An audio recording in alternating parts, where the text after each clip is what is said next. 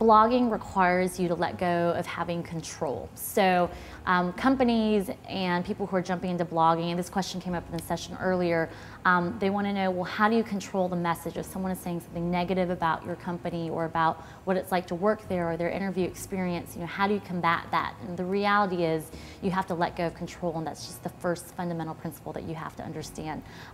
Conversations about your organization are going to take place regardless of whether or not you're there or involved with it. So it's important to become involved because the conversations will take place anyways. And if you're involved, then at that point you can help influence the conversation a little bit more. So it's about influence versus control.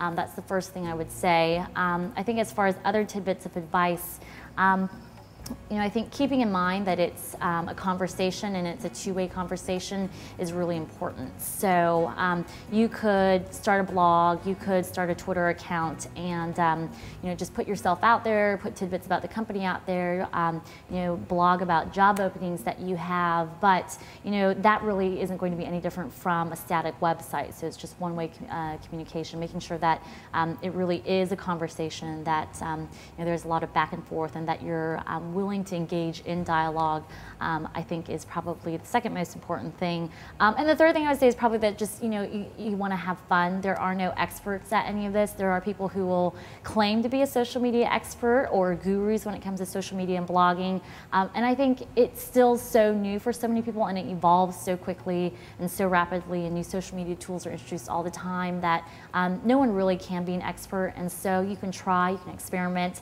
and if it doesn't work, then you move on and go to the next thing, and that's the best that you can do. But just can't be afraid, just got to give it a shot.